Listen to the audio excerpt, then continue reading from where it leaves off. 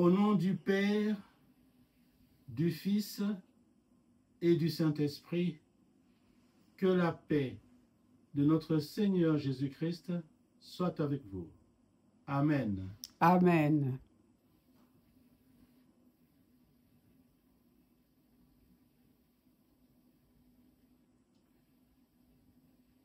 Chers bien-aimés, aujourd'hui,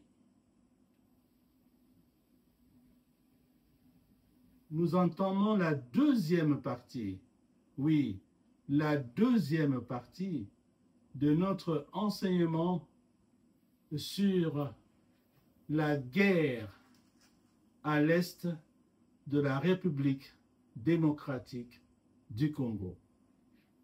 Oui, aujourd'hui, nous entamons la deuxième partie de notre enseignement sur la guerre à l'est de la République démocratique du Congo.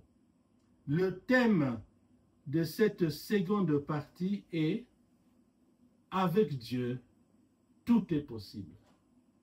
Avec Dieu, tout est possible. Chers frères et sœurs, pour approfondir le thème de notre enseignement, nous nous référerons au passage écrit dans l'évangile de Matthieu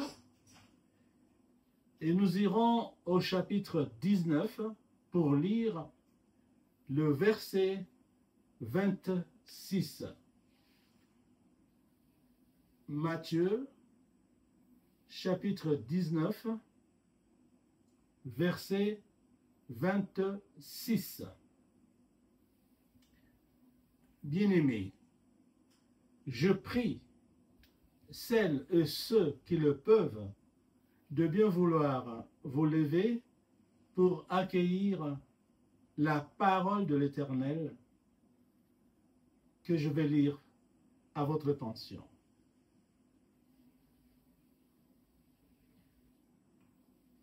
Matthieu, chapitre 19, verset 26. Nous attendons un moment, la technique va afficher le texte. C'est dans les PDF tu as partagé. Ok. Vas-y dans le PDF.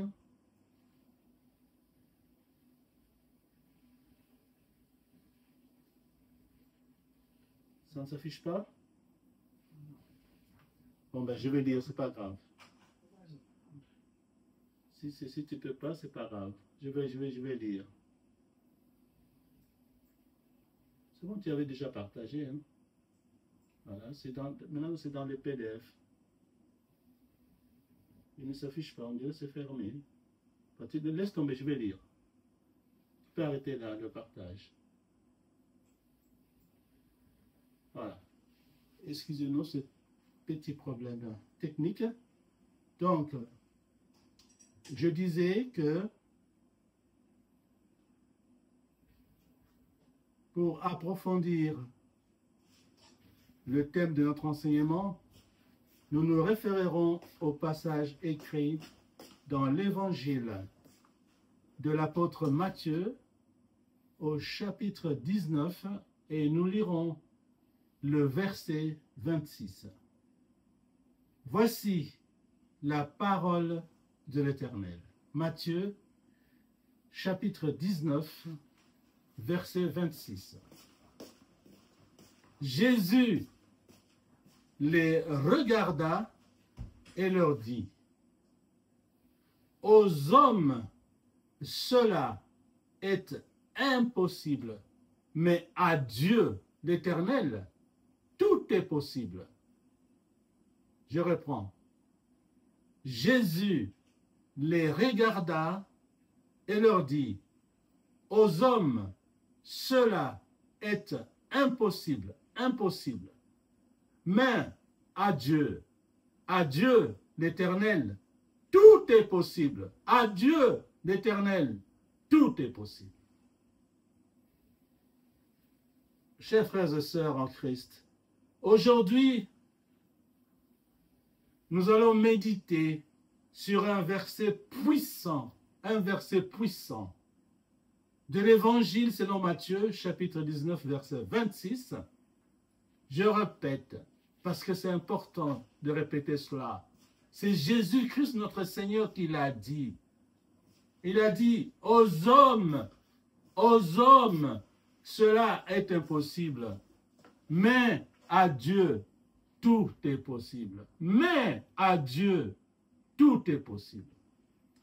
Ce verset nous rappelle que même lorsque nous faisons face à des situations qui semblent insurmontables, comme celle qui se passe à l'est de la République démocratique du Congo, en Ukraine et dans le monde entier où il y a des guerres, nous ne devons pas perdre espoir. Nous ne devons pas perdre espoir. Car avec Dieu, rien n'est impossible.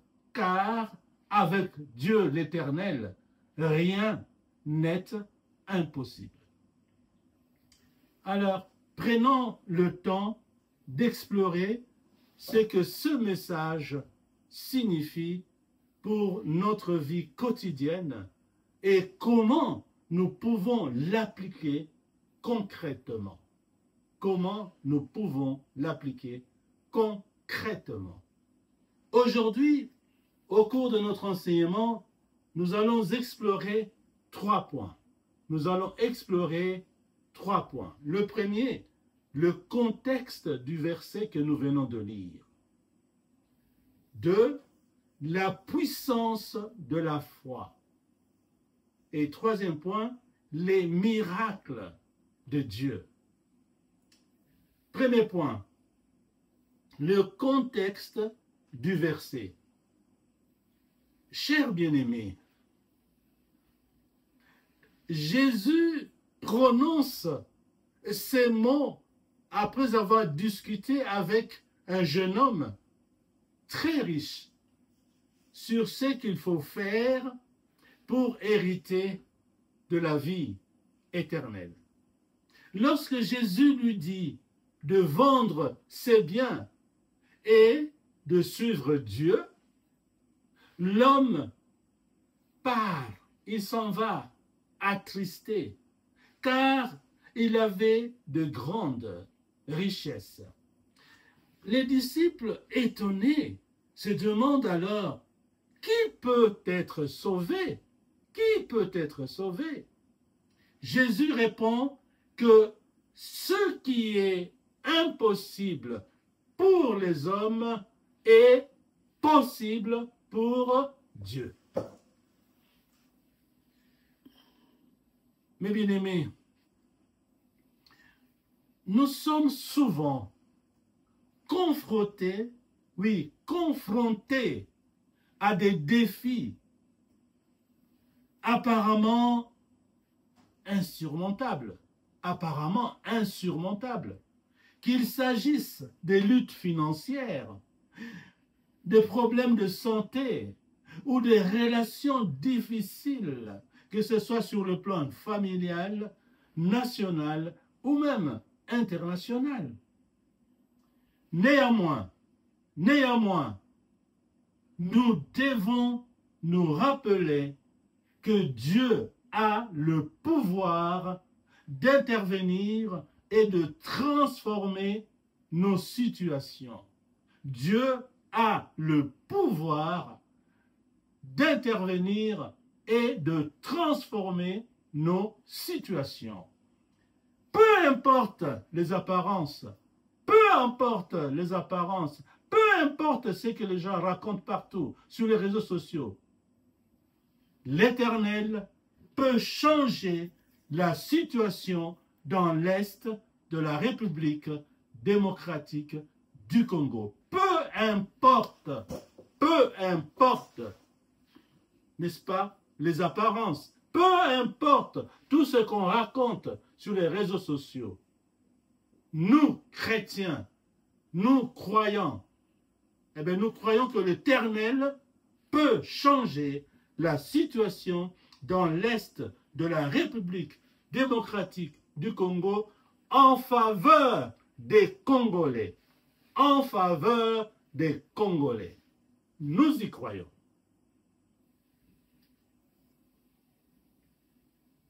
Bien-aimés, c'était le premier point, le contexte du verset. Passons au deuxième point. La puissance de la foi. La puissance de la foi. Chers frères et sœurs, la foi en Dieu est le moteur qui rend possible l'impossible. Je reprends. La foi en Dieu est le moteur qui rend possible l'impossible. Dans l'évangile de l'apôtre Matthieu, au chapitre 17, verset 20, Jésus dit que si nous avons de la foi comme un grain de moutarde, rien ne nous sera impossible. Si nous avons de la foi comme un grain de moutarde, un tout petit grain moutarde, si nous avons de la foi comme un grain de moutarde, rien ne nous sera impossible. La foi nous permet de croire à l'intervention divine et de voir au-delà de nos limitations humaines. Oui, la foi nous permet de croire à l'intervention divine et de voir au-delà de nos limitations humaines. Mes chers frères et sœurs, cultivons une foi inébranlable à Dieu. S'il vous plaît, cultivons une foi inébranlable en Dieu, une foi qui ne bouge pas, une foi qui ne chancelle pas. Ayons cette foi en Dieu. Face aux épreuves, oui, face aux épreuves, comme celle de la guerre à l'est de la République démocratique du Congo, prions avec confiance, sachant que Dieu est à l'œuvre. Prions avec confiance, sachant que Dieu est à l'œuvre. Même lorsque nous ne voyons pas immédiatement les résultats, croyons que Dieu est à l'œuvre. Même lorsque nous ne voyons pas immédiatement les résultats. Encourageons-nous à persévérer dans la prière et à chercher la volonté de Dieu. Encourageons-nous, frères et sœurs, à persévérer dans la prière et à chercher la volonté de Dieu. C'était le deuxième point, la puissance de la foi. Passons au troisième. Les miracles de Dieu. Les miracles de Dieu. Chers bien-aimés, la Bible regorge ou la Bible est remplie, n'est-ce pas, de récits où Dieu a accompli des miracles. Que ce soit la mer Rouge s'ouvrant pour les Israéliens ou les Israélites, la résurrection de Lazare, ou encore la guérison des malades par Jésus. Ces miracles nous rappellent que Dieu peut agir de manière extraordinaire pour nous secourir. Oui, Dieu peut agir de manière extraordinaire pour nous secourir. Mes bien-aimés, témoignons des miracles que Dieu a accomplis dans notre vie. Il faut toujours témoigner. Quand Dieu fait quelque chose pour toi, mon frère, ma soeur, il faut témoigner. Oui, témoignons des miracles que Dieu a accomplis dans notre vie ou dans celle des autres.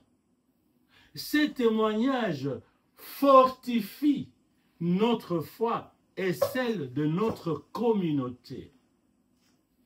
Restons ouverts à la possibilité que Dieu agisse encore de manière miraculeuse aujourd'hui. Continuons à croire à cela. Oui, restons ouverts à la possibilité que Dieu agisse encore de manière miraculeuse aujourd'hui. Dieu ne change pas, il est le même et il continue à faire des miracles, même aujourd'hui.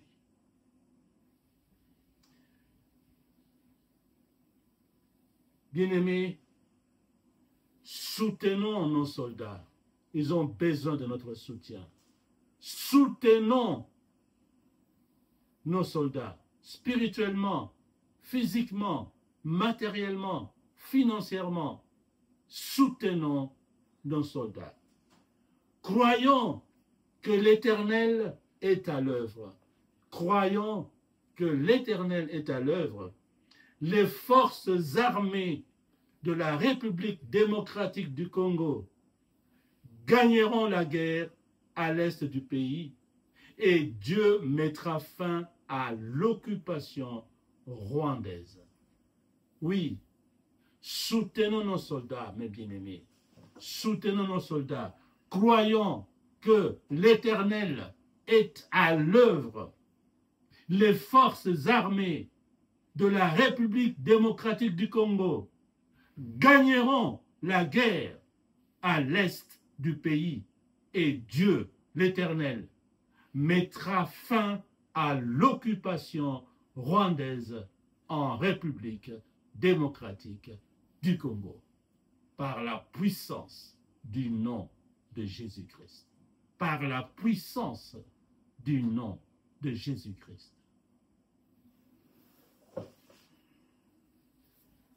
C'était le troisième point. Les miracles de Dieu. Nous y croyons. Les miracles de Dieu. Passons au quatrième point. Le quatrième point a pour titre « Dépassons nos limites humaines. » Dépassons nos limites humaines. Chers frères et sœurs, en reconnaissant nos limites, nous ouvrons la porte à l'intervention divine. Oui, en reconnaissant nos limites, nous ouvrons la porte à l'intervention divine. En fait, admettre notre impuissance est le premier pas vers la dépendance totale en Dieu. Nous devons nous humilier devant Dieu, reconnaître devant Dieu que nous avons des limites, bien sûr, nous avons des limites. Admettre notre impuissance, mes frères et sœurs, est le premier pas vers la dépendance totale en Dieu. C'est ce qu'il faut. Nous devons nous dépendre totalement en Dieu. Totalement. Mes frères et sœurs, apprenons, comme dit la Bible, apprenons à déposer nos fardeaux aux pieds de Dieu. Apprenons, bien-aimés, à déposer nos fardeaux aux pieds de Dieu. Plutôt que de nous acharner à résoudre tout par nous-mêmes. cherchons la direction et la force de l'Éternel. Oui, au lieu, mes bien-aimés, que nous nous écharnons à résoudre tout par nous-mêmes, au lieu d'être orgueilleux, humilions-nous devant Dieu. Humilions-nous devant Dieu. Plutôt que de nous acharner, mes bien-aimés, à résoudre tout par nous-mêmes, cherchons la direction et la force de Dieu. Cherchons la direction et la force de Dieu. Oui, déposons humblement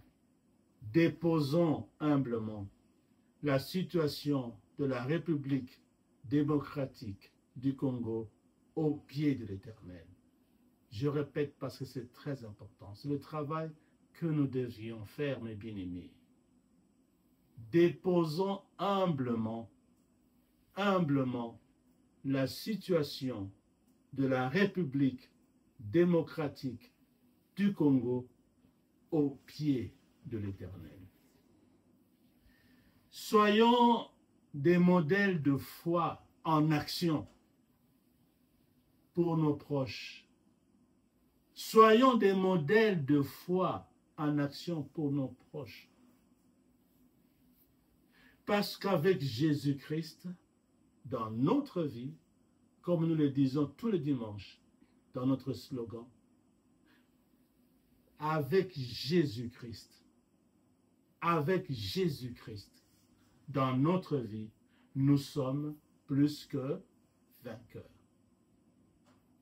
Avec Jésus-Christ dans notre vie, nous sommes plus que vainqueurs. Alors, soyons des modèles de foi en action. Pas une foi passive, non, en action.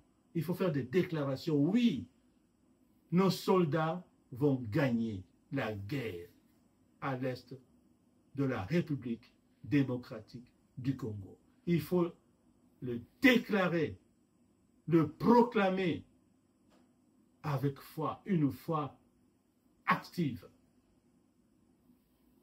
Bien-aimés, encore une fois, soyons des modèles de foi en action pour nos proches. Déposons la situation de la RDC aux pieds de l'Éternel, aux pieds de Jésus-Christ, parce que avec Jésus-Christ dans notre vie, nous sommes plus que vainqueurs. C'était le 4e point qui s'intitule « Dépassons nos limites humaines ». Nous allons à présent conclure. Chers bien-aimés, pour conclure, souvenons-nous que ce qui est impossible aux hommes est possible à Dieu. Souvenons-nous que ce qui est impossible aux hommes, n'est-ce pas, est possible à l'Éternel. Que ce verset nous encourage à avoir foi en l'intervention divine, à reconnaître nos limites et à vivre en témoin des miracles de Dieu. Que nos vies soient de reflets de cette vérité et que nous puissions inspirer ceux qui nous entourent à placer leur confiance en Dieu. Que nous puissions inspirer toutes les personnes qui nous entourent, n'est-ce pas, à placer leur confiance en Dieu. Prions ensemble, mes bien-aimés, pour que nous puissions toujours nous rappeler de cette promesse divine et vivre dans l'espérance. Oui, quelle promesse! Jésus a dit, aux hommes, cela impossible, mais à Dieu, tout est possible. Bien-aimés, prions ensemble pour que nous puissions toujours nous rappeler de cette promesse divine et vivre dans l'espérance. Quelle promesse? Je vous la rappelle. Jésus a dit, aux hommes, cela est impossible, mais à Dieu, tout est possible. Et que l'Éternel bénisse sa parole et nous guide dans notre marche avec lui, au nom puissant de notre Seigneur et Sauveur, Jésus-Christ. Amen. Amen.